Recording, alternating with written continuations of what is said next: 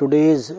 special lecture is symbolic expression, and as an interpreter we have Manisha Sharma with us in the studio. And the theme of today's discussion is alternative Hindi cinema from 1970s to 2020s. In the earlier talk on the alternative Hindi cinema, we talked about the films from the colonial period and the post-colonial period, and how the filmmakers from these period, they were trying to create some kind of a cinema which was different from the mainstream Hindi cinema. So in the course of our discussion today, we'll talk about the films of Shyam Benegal and other filmmakers like Govind Nihalani and others, those who were trying to communicate through the medium of film the various kinds of meaningful ideas which were there in the society. So this kind of a cinema basically was concerned with the socio-economic problems of the society and the kind of changes which were happening in the political sphere as well.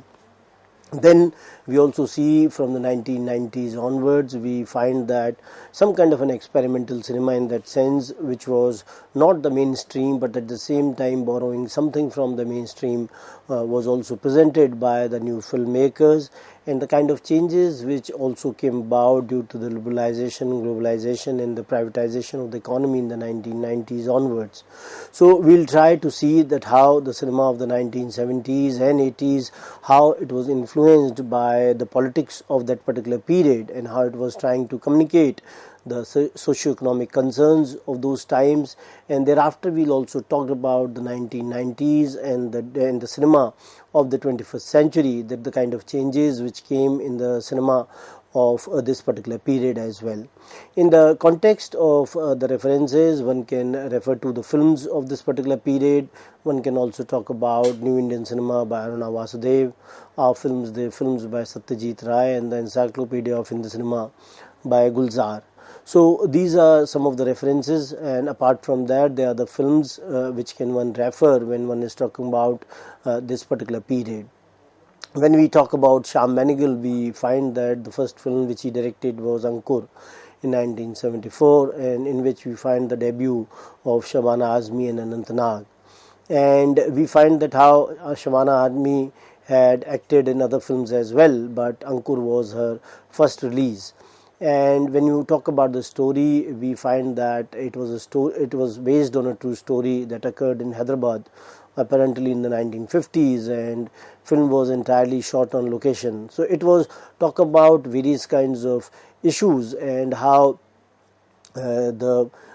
female protagonist in this particular film talks about that how her husband is a good man and the only fault is drinking. So that was trying to communicate that how the husband should be discouraged from drinking. And so another concern which was talked about in this film was concerned with dowry, in that how which is addressed only in one quote when the female protagonist explains that why she married a drunken deaf mute. So these kinds of answers that no one has, and the heroine of the film or the protagonist of the film, that how one can marry such a kind of a person because there was no other option, because she could not afford to pay the dowry. So these were the concerns of that time as well. And when we try to see the situation of those times, we find that so many dowry deaths, they also happened during that particular period. And there was another film with the title of The Hage in 1950 which was made, which was tackling the similar kind of a theme. So we find that Ankur also was trying to communicate the system of caste in the Indian society. And the villagers, they were expecting the female protagonist to work as a male protagonist servant, and being a Dalit, the tradition forbids her to cook the meal of the male protagonist. When the male protagonist asks the female protagonist to cook the meals, the villagers, they disapprove of this kind of a thing.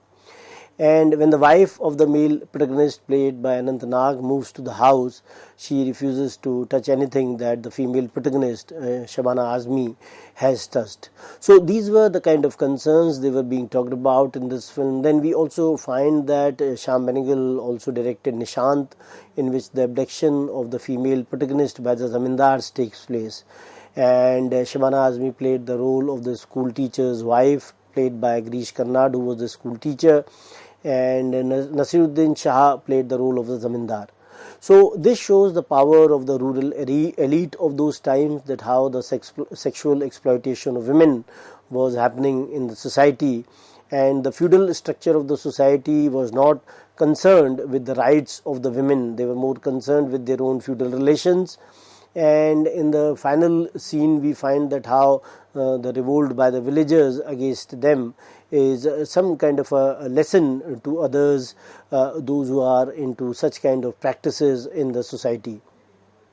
Apart from that, we also see that Manthan was a film by Shyam Benegal, which was based on the story of the pioneering milk cooperative movement of Varghese Kurian, who was known as the father of the White Revolution in India, and which led to the setting up of a local milk cooperative in Anand, Gujarat. So this film was in the backdrop of the White Revolution of India, which was known as the Operation Flood, which started in the 1970. So we find that this was also a film which was considered to be the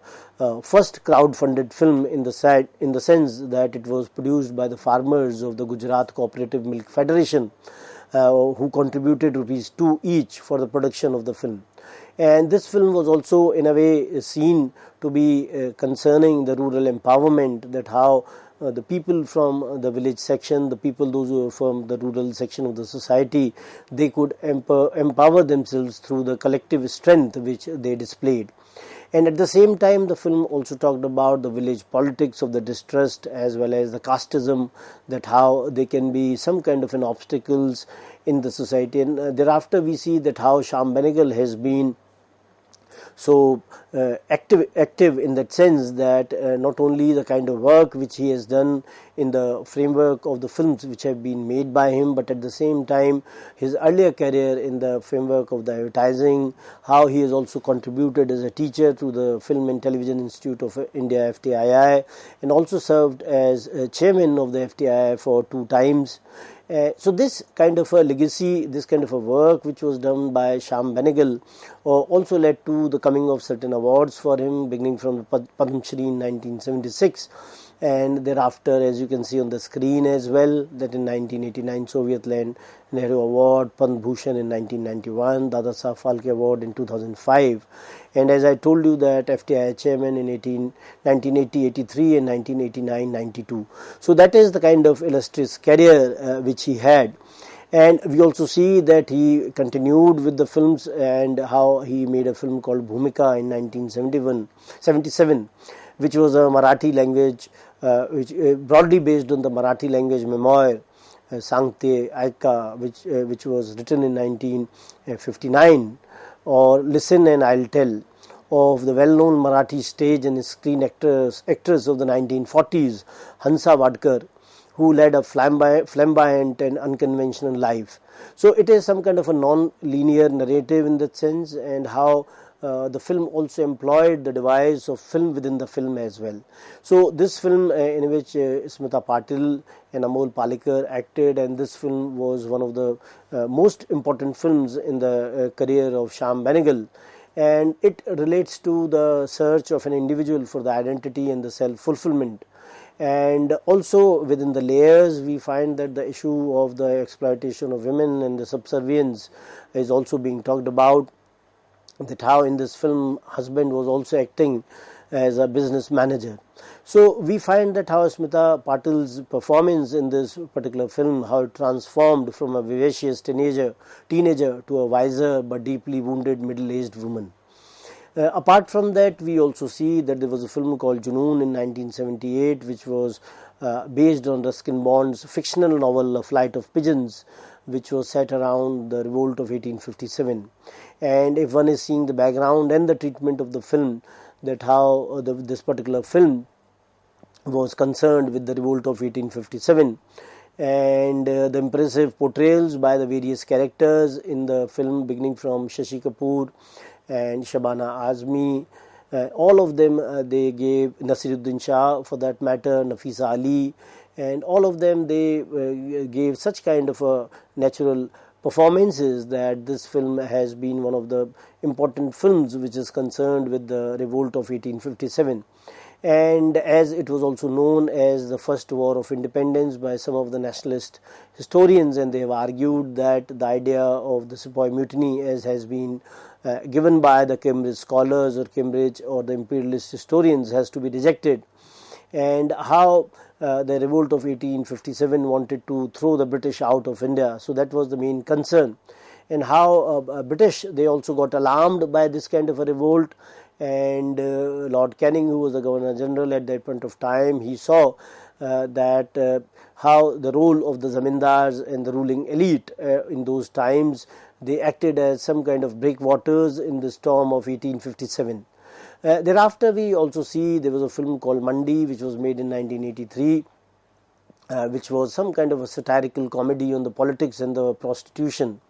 and it was based on a classic Urdu short story Anandi by writer Ghulam Abbas. And the film narrates the story of a brothel situated in the heart of a city, and an area that some politicians want for themselves, as it was a prime locality. So how the characters, they play themselves, and how the politics of those times also plays themselves, and at the same time the role of the media in that sense, and how the prostitutes, those who were living in that area, how they were to be looked down upon by the people in that sense, so that they move out of that prime property. So this film was again very popular in that sense, that it was giving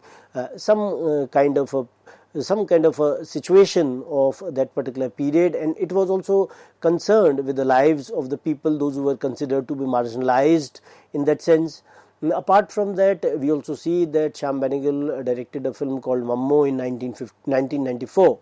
and though it was claimed to be a part of Muslim trilogy by Benegal, but I generally don't agree with this kind of an idea, that if the film was based on the lives of the Muslims, then it would be some kind of a Muslim trilogy in that sense, because this kind of a theme was very common in that sense. It did not relate only to the Muslims, but it also concerned with the people, those who have been uprooted from their own place, and the way it has been shown in the film, that how Mammo's love played in the role of Mammo was played by Farida Jalal,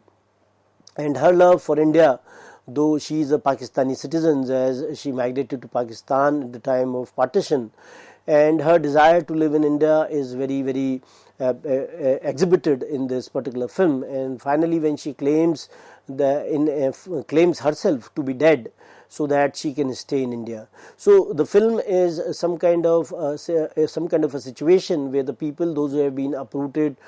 from the place where they want to live, and how they can come back to that particular land. So many times we find that such kind of portrayals, they resonated with others as well, and so many people, those who have this kind of a history of migration from their own homeland, they were able to relate with such kind of themes. Apart from that, Sardari Begum was made in 1996, and in which Kiran Kher played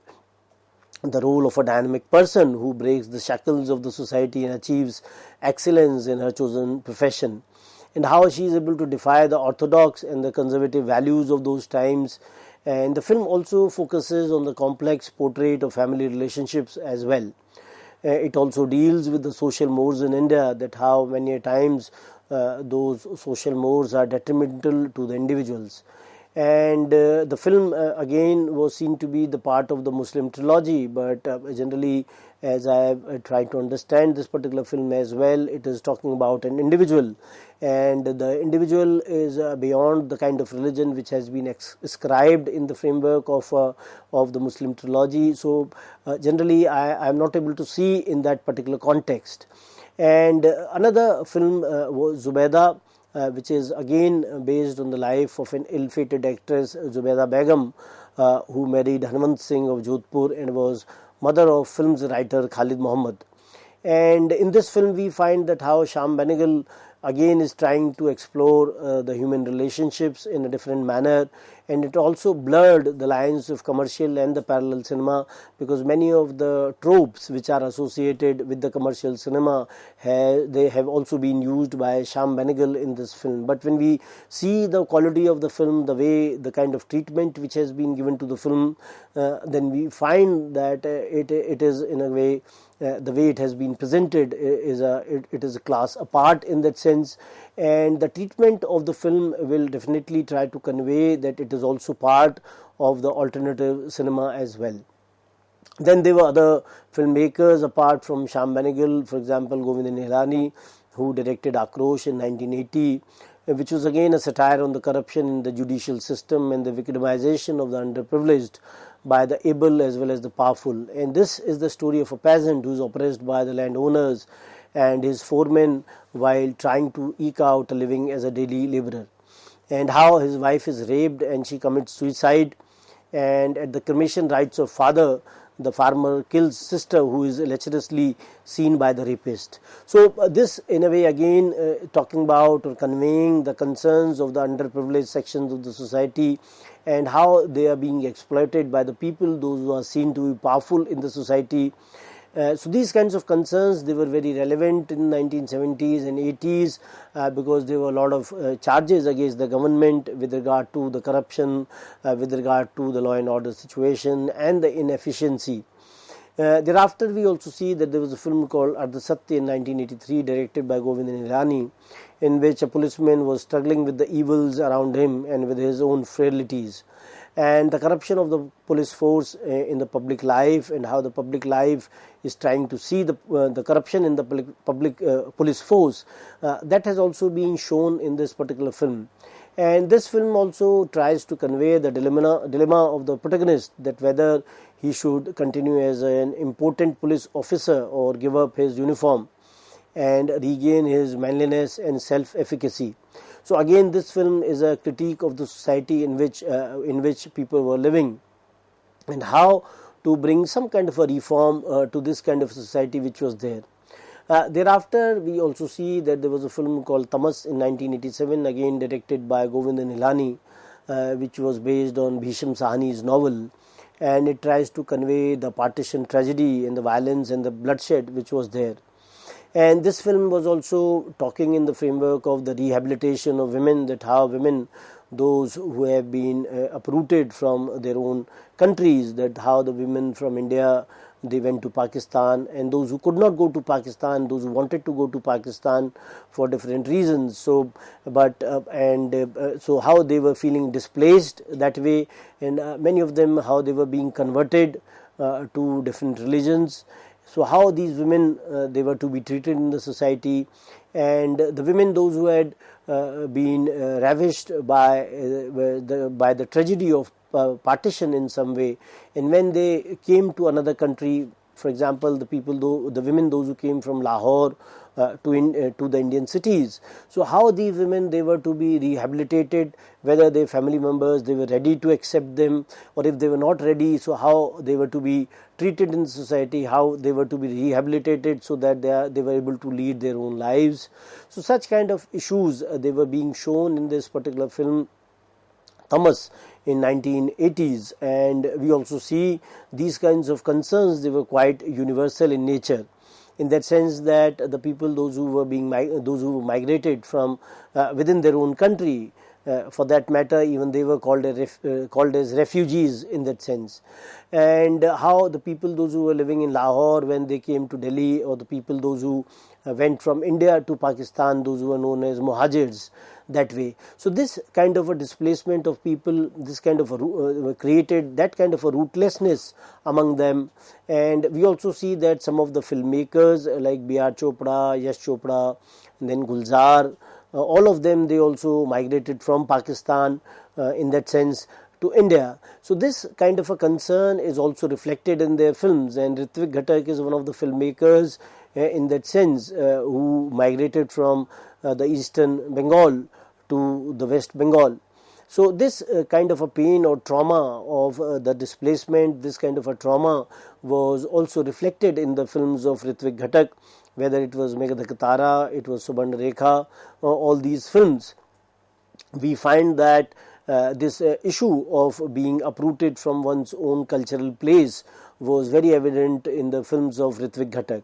So there were other films on partition as well, which were dealing with this kind of a trauma, and they have been made, whether in the framework of Khamosh Pani again, which was made, and all these films, they were also trying to convey in some sense the